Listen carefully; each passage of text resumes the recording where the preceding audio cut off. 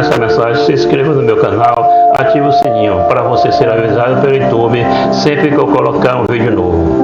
Como eu disse a você, hoje nós vamos falar sobre o medo. Nós vivemos num mundo em que coisas ruins acontecem o tempo todo, não é verdade?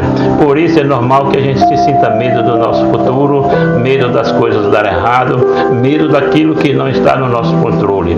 O problema é quando nós permitimos que esse sentimento domine o nosso coração, porque quando isso acontece, ele então começa a controlar os nossos pensamentos, nossas decisões, os nossos relacionamentos, e ele vai nos impedir de ter fé em Deus.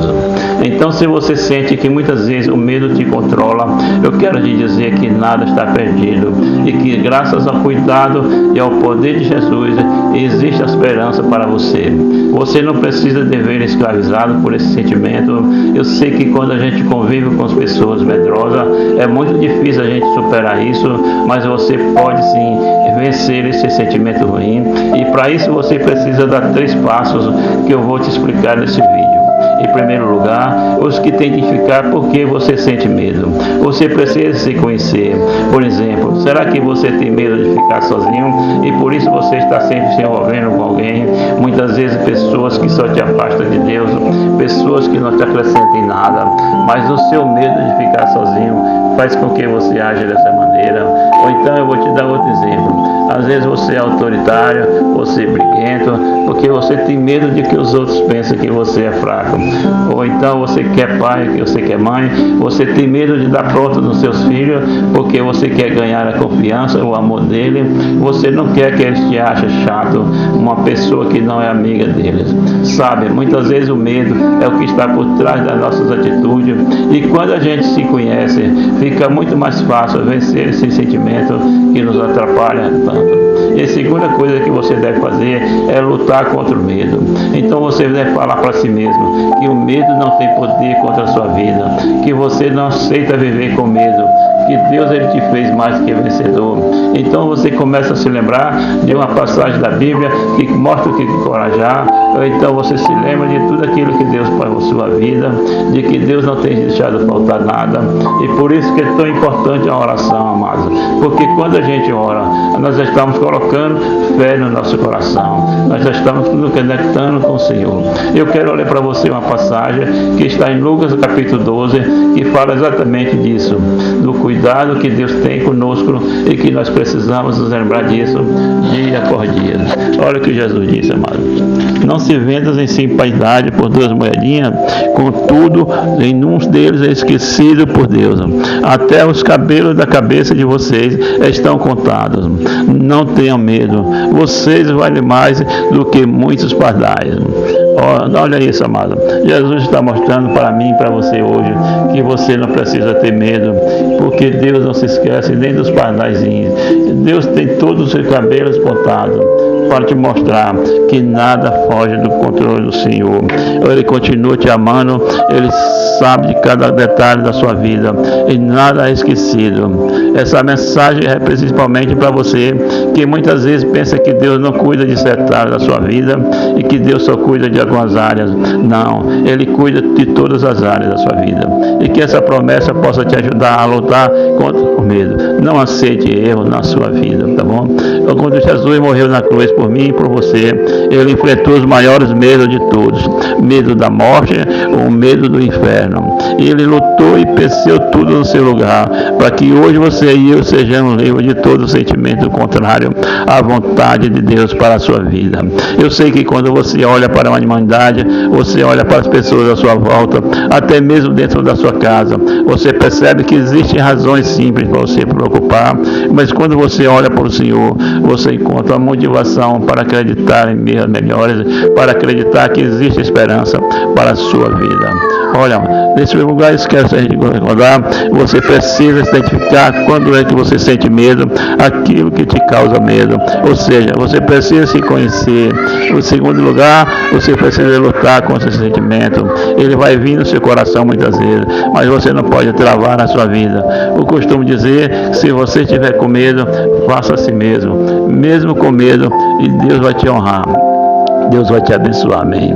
E o terceiro e último passo que você deve tomar na sua vida é confiar que Jesus está no controle. Mesmo se você estiver com medo, dê um passo de fé, crendo que o Senhor não vai te deixar na mão. Muitas vezes o diabo vai colocar pensamentos na sua mente para tentar te paralisar. Ele vai colocar pensamentos na sua mente de que você tem uma doença, que você já está contaminado, e que você é um fracassado, que as coisas não vão dar certo, que você não vai conseguir sobreviver, de que você vai morrer a qualquer momento. São tantas as mentiras, amado, que a gente recebe na nossa mente dia após dia. Nós precisamos repreender todo o mal, porque o inimigo, ele é astuto e ele sabe que se ele colocar o medo no seu coração, você não vai desfrutar de tudo que Deus tem para você. Amém.